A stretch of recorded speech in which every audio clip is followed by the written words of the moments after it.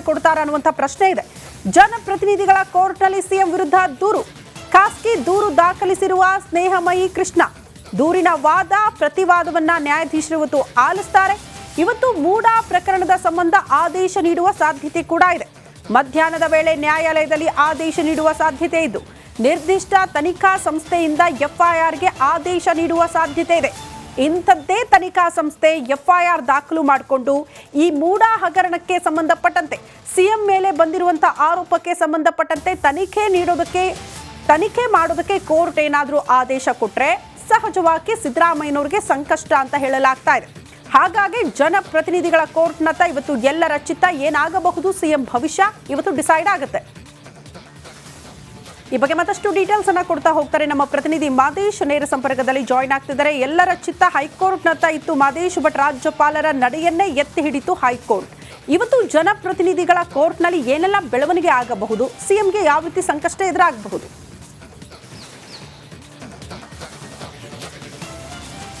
ಶ್ರುತಿ, ಈಗಾಗಲೇ ಮೂಡಾ ಹಗರಣಕ್ಕೆ ವಿಚಾರಕ್ಕೆ ಸಂಬಂಧಪಟ್ಟಂತೆ ಹೈಕೋರ್ಟ್ನಲ್ಲಿ ಸಾಕಷ್ಟು ವಾದ ಮತ್ತು ಪ್ರತಿವಾದಗಳಾಯಿತು.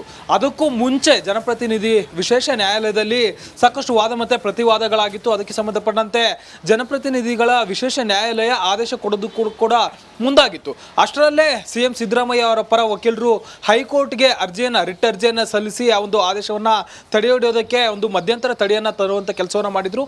ನಿನ್ನೆ ಹೈಕೋರ್ಟ್ನಿಂದ ಒಂದು ಮಹತ್ವದ ತೀರ್ಪು ಹೊರಬಂದಿತ್ತು. ಅಂದರೆ ಅವರಿಗೆ ಪ್ರಾಸಿಕ್ಯೂಷನ್ಗೆ ಅನುಮತಿ ನೀಡೋದಕ್ಕೆ ಈಗಾಗಲೇ ರಾಜ್ಯಪಾಲರು ಏನು ಆದೇಶವನ್ನು ನೀಡಿದ್ರು, ಆ ಒಂದು ಆದೇಶವನ್ನು ಹೈಕೋರ್ಟ್ ಎತ್ತಿಡುವಂಥ ಕೆಲಸವನ್ನು ಮಾಡಿತ್ತು.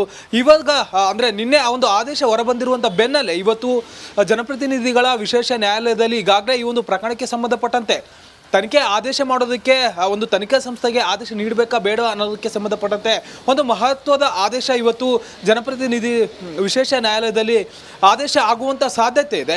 ಅದಕ್ಕೂ ಮುನ್ನ ಒಂದು ವೇಳೆ ಅಂದರೆ ಮಧ್ಯಾಹ್ನದ ವೇಳೆಗೆ ಒಂದು ವಿಚಾರಣೆ ಬಂದು ಆದೇಶ ನೀಡುವಂಥ ಸಾಧ್ಯತೆ ಇದೆ. ಅದಕ್ಕೂ ಮುನ್ನ ಒಂದು ವೇಳೆ ಸಿಎಂ ಸಿದ್ದರಾಮಯ್ಯ ಅವರು ಮೇಲ್ಮನವಿಯನ್ನು ಸಲ್ಲಿಸಿದರೆ ಮತ್ತೆ ಈ ಒಂದು ಆದೇಶ ಮುಂದೂಡುವಂಥ ಸಾಧ್ಯತೆ ಇದೆ. ಒಟ್ಟಾರೆಯಾಗಿ ಇಷ್ಟು ದಿನಗಳ ಕಾಲ ಈ ಒಂದು ಪ್ರಕರಣಕ್ಕೆ ಸಂಬಂಧಪಟ್ಟಂತೆ ಸಾಕಷ್ಟು ಬಾರಿ ವಾದ ಮತ್ತು ಪ್ರತಿವಾದಗಳು ನಡೆದಿದೆ.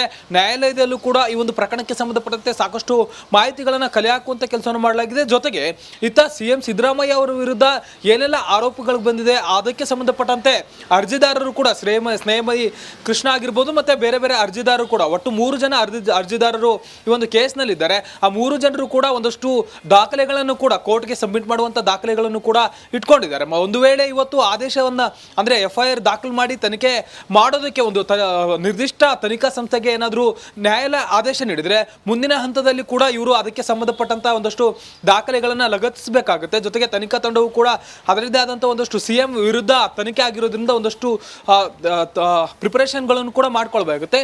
ಒಂದು ವೇಳೆ ಇವತ್ತು ಆದೇಶ ಏನಾದರೂ ಅಂದರೆ ಎಫ್ಐಆರ್ ದಾಖಲಿಸಿಕೊಂಡು ತನಿಖೆ ಮಾಡೋದಕ್ಕೆ ನ್ಯಾಯಾಲಯ ಆದೇಶ ನೀಡಿದರೆ ಸಿಎಂಗೆ ಮತ್ತಷ್ಟು ಸಂಕಷ್ಟ ಎದುರಾಗುವಂತ ಸಾಧ್ಯತೆ ಇದೆ. ಓಕೆ ಮಾದೇಶ್, ಧನ್ಯವಾದಗಳು ತಮ್ಮೆಲ್ಲ ಮಾಹಿತಿಗೆ. ಮೂಡಾ ಸಂಘರ್ಷದಲ್ಲಿ ಸಿಎಂ ಸಿದ್ದರಾಮಯ್ಯಗೆ ಹೈಕೋರ್ಟ್ ಶಾಕ್ ಕೊಟ್ಟಿದೆ.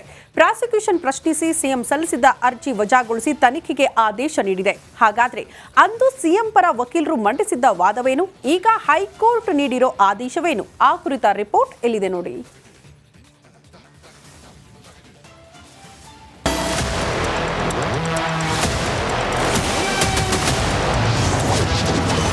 ಹೈಕೋರ್ಟ್ನಲ್ಲಿ ಸಿದ್ದರಾಮಯ್ಯಗೆ ಭಾರೀ ಹಿನ್ನಡೆ. ಮೂಡಾ ಪ್ರಾಸಿಕ್ಯೂಷನ್ ಪ್ರಶ್ನಿಸಿದ್ದ ಸಿದ್ದು ಅರ್ಜಿ ವಜಾ. ಮೂಡಾ ಹಗರಣದಲ್ಲಿ ಪ್ರಾಸಿಕ್ಯೂಷನ್ ಭೀತಿ ಎದುರಿಸ್ತಾ ಇದ್ದ ಸಿದ್ದರಾಮಯ್ಯಗೆ ಹೈಕೋರ್ಟ್ ಬಿಗ್ ಶಾಕ್ ಕೊಟ್ಟಿದೆ. ರಾಜ್ಯಪಾಲರು ಪ್ರಾಸಿಕ್ಯೂಷನ್ಗೆ ನೀಡಿದ್ದ ಅನುಮತಿಯನ್ನ ಪ್ರಶ್ನಿಸಿ ಸಿಎಂ ಸಲ್ಲಿಸಿದ್ದ ಅರ್ಜಿಯನ್ನ ಹೈಕೋರ್ಟ್ ವಜಾಗೊಳಿಸಿದೆ. ನ್ಯಾಯಮೂರ್ತಿ ನಾಗಪ್ರಸನ್ನ ಪೀಠ ಸಿಎಂ ಅರ್ಜಿ ವಜಾ ಮಾಡಿ ರಾಜ್ಯಪಾಲರ ಆದೇಶವನ್ನ ಎತ್ತಿ ಹಿಡಿದಿದೆ.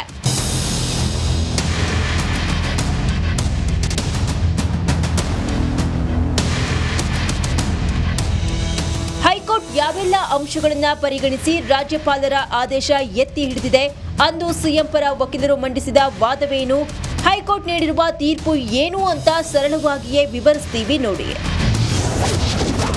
ಸಿದ್ದರಾಮಯ್ಯಗೆ ಬಿಗ್ ಶಾಕ್.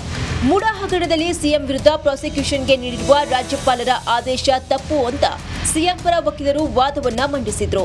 ಆದರೆ ರಾಜ್ಯಪಾಲರ ಕ್ರಮ ಸರಿಯಿದೆ ಅಂತ ಹೈಕೋರ್ಟ್ ಹೇಳಿದೆ. ಸಿಎಂ ವಿರುದ್ಧ ಪ್ರಾಸಿಕ್ಯೂಷನ್ಗೆ ಅನುಮತಿ ನೀಡಬಾರದು ಅಂತ ಸಂಪುಟ ಸಭೆ ಕೊಟ್ಟ ಶಿಫಾರಸನ್ನ ರಾಜ್ಯಪಾಲರು ತಿರಸ್ಕರಿಸಿದ್ರು. ಇದು ತಪ್ಪು ಅಂತ ಸಿಎಂ ಪರ ವಕೀಲರು ವಾದಿಸಿದ್ರು. ಆದರೆ ಹೈಕೋರ್ಟ್ ರಾಜ್ಯಪಾಲರು ತಮ್ಮ ವಿವೇಚನೆ ಬಳಸಿ ತಿರಸ್ಕರಿಸಿದ್ದಾರೆ ಅಂತ ಹೇಳಿದೆ. ಸಿಎಂ ವಿರುದ್ಧ ತನಿಖೆಗೆ ಖಾಸಗಿ ದೂರುದಾರರು ಅನುಮತಿ ಕೋರುವಂತಿಲ್ಲ ಅಂತ ಮನು ಸಿಂಘ್ವಿ ವಾದವನ್ನ ಮಂಡಿಸಿದ್ರು. ಆದರೆ ಹೈಕೋರ್ಟ್ ಖಾಸಗಿ ದೂರುದಾರ ಕೂಡ ಅನುಮತಿಯನ್ನ ಕೋರಬಹುದು ಎಂದಿದೆ. ಇದಲ್ಲದೆ 17ನೇ ಎ ಅಡಿ ಖಾಸಗಿ ದೂರುದಾರರು ಅನುಮತಿ ಕೋರಿದ ಕ್ರಮ ತಪ್ಪು ಅಂತಾನೂ ಸಿಎಂ ವಕೀಲರು ವಾದಿಸಿದ್ರು.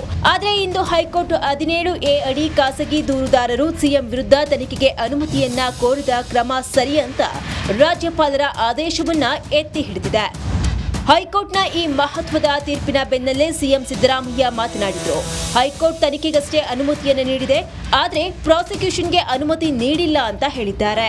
ಪ್ರಾಸಿಕ್ಯೂಷನ್ಗೆ 218 BNSS ಪ್ರೊಸೀಜರ್ ಕ್ರಿಮಿನಲ್ ಸೆಕ್ಷನ್ ಪ್ರಕಾರ ಕೊಟ್ಟಿಲ್ಲ, ಅದನ್ನ ತಿರಸ್ಕಾರ ಮಾಡಿದ್ದಾರೆ. ಇನ್ನು ಸರಳವಾಗಿ ಹೇಳೋದಾದ್ರೆ ಮುಡಾ ಹಗರಣದಲ್ಲಿ ಸಿಎಂ ವಿರುದ್ಧ ತನಿಖೆ ಆಗಲಿ, ರಾಜ್ಯಪಾಲರು ಸಿಎಂ ವಿರುದ್ಧ ತನಿಖೆಗೆ ನೀಡಿದ್ದ ಆದೇಶ ಸರಿ ಅನ್ನೋದೇ ಹೈಕೋರ್ಟ್ ಆದೇಶದ ಅಂಶ. ಇದರಿಂದ ಸಿಎಂ ಸಿದ್ದರಾಮಯ್ಯಗೆ ಸಂಕಷ್ಟ ಪಕ್ಕಾ ಪಕ್ಕಾ ಪಕ್ಕಾ. Bureau report, republic Kannada. ಇನ್ನು ಸಿಎಂ ಸಿದ್ದರಾಮಯ್ಯನವರಿಗೆ 218 BNSS ಸಹಾಯವಾಗುತ್ತಾ ಅನ್ನೋದು ಪ್ರಶ್ನೆ. PC ಆಕ್ಟ್ ಅಡಿ ತನಿಖೆ ಮಾಡೋದಕ್ಕೆ 17A ಅನುಮತಿ ಬೇಕು. ರಾಜ್ಯಪಾಲರೇ 17A ಅಡಿ ತನಿಖೆಗೆ ಅನುಮತಿ ನೀಡಿದ್ದಾರೆ. ನ್ಯಾಯಾಧೀಶರು ಕೂಡ ರಾಜ್ಯಪಾಲರ ನಿರ್ಧಾರವನ್ನು ಒಪ್ಪಿಕೊಂಡಿದ್ದಾರೆ. ರಾಜ್ಯಪಾಲರ ಆದೇಶವನ್ನ ಹೈಕೋರ್ಟ್ ಎತ್ತಿ ಹಿಡಿದಿದೆ. ಇದರಲ್ಲಿ 218 ಸೆಕ್ಷನ್ ಬರೋದಿಲ್ಲ ಅಂತ BV ಆಚಾರ್ಯ ಹಿರಿಯ ವಕೀಲರು ಈ ವಿಚಾರವನ್ನ ಪ್ರಸ್ತಾಪ ಮಾಡಿದ್ದಾರೆ. ರಿಪಬ್ಲಿಕ್ ಕನ್ನಡ ಜೊತೆ ಎಕ್ಸ್ಕ್ಲೂಸಿವ್ ಆಗಿ ಮಾತನಾಡಿದ್ದಾರೆ. ಇದು ಬರೋದು ಇನ್ವೆಸ್ಟಿಗೇಷನ್ ಮುಗಿದ ಮೇಲೆಯೇ ಯಾವುದಾದ್ರೂ ತನಿಖಾ ಸಂಸ್ಥೆ ಈ ವಿಚಾರಕ್ಕೆ ಸಂಬಂಧಪಟ್ಟಂತೆ ವರದಿ ಕೊಟ್ಟಿರಬೇಕು. ಆಗ ಮಾತ್ರ ಈ ಎಲ್ಲ ಬೆಳವಣಿಗೆಗಳನ್ನು ನಾವು ನಿರೀಕ್ಷೆ ಮಾಡಬಹುದು ಅಂತ BV ಆಚಾರ್ಯ ಎಕ್ಸ್ಕ್ಲೂಸಿವ್ ಆಗಿ ರಿಪಬ್ಲಿಕ್ ಕನ್ನಡ ಜೊತೆ ಮಾತನಾಡಿದ್ದಾರೆ. ಸಿಎಂ ಸಿದ್ದರಾಮಯ್ಯವರ ವಿರುದ್ಧ ಕೇಳಿಬಂದಂಥ ಮೂಡಾ ಹಗರಣದ ವಿಚಾರವಾಗಿ ರಾಜ್ಯಪಾಲರು ಪ್ರಾಸಿಕ್ಯೂಷನ್ಗೆ ಅನುಮತಿ ಕೊಟ್ಟಂಥ ವಿಚಾರಕ್ಕೆ ಸಂಬಂಧಪಟ್ಟಂತೆ ಅದನ್ನು ಯಾವುದೇ ಕಾರಣಕ್ಕೂ ಕೂಡ ಅನುಮತಿ ಕೊಡಬಾರದು ಅಂತೇಳಿ ಅದನ್ನು ಪ್ರಶ್ನಿಸಿ ಅರ್ಜಿ ಸಲ್ಲಿಕೆ ಆಗಿತ್ತು. ಇವತ್ತು ಜಡ್ಜ್ಮೆಂಟ್ ಅನ್ನ ಕೊಟ್ಟಿದೆ. ಮಾತಾಡೋದಕ್ಕೆ ಈಗ ನಮ್ಮೊಂದಿಗಿದ್ದಾರೆ ಹಿರಿಯರು ಹಾಗೂ ಕಾನೂನು ತಜ್ಞರಾಗಿರುವಂಥ BV ಆಚಾರ್ಯ ಅವರು. ಸರ್ ನಮಸ್ಕಾರ. ಸರ್, ಈಗ ನೀವು ಜಡ್ಜ್ಮೆಂಟ್ ಕಾಪಿಯನ್ನ ಗಮನಿಸಿದ್ರಿ ಅಂತ ಭಾವಿಸ್ತೀನಿ. ಏನು ಅನ್ನಿಸ್ತು ಸರ್ ಜಡ್ಜ್ಮೆಂಟ್ ಕಾಪಿ ನೋಡಿದ ಬಳಿಕ? ಪ್ರಿವೆನ್ಷನ್ ಆಫ್ ಕರಪ್ಷನ್ ಆ್ಯಕ್ಟ್ನಲ್ಲಿ ಇನ್ವೆಸ್ಟಿಗೇಷನ್ ಮಾಡಬೇಕಾದ್ರೆ 17A ಪರ್ಮಿಷನ್ ಬೇಕು. But that is if the offence is under the prevention of corruption act.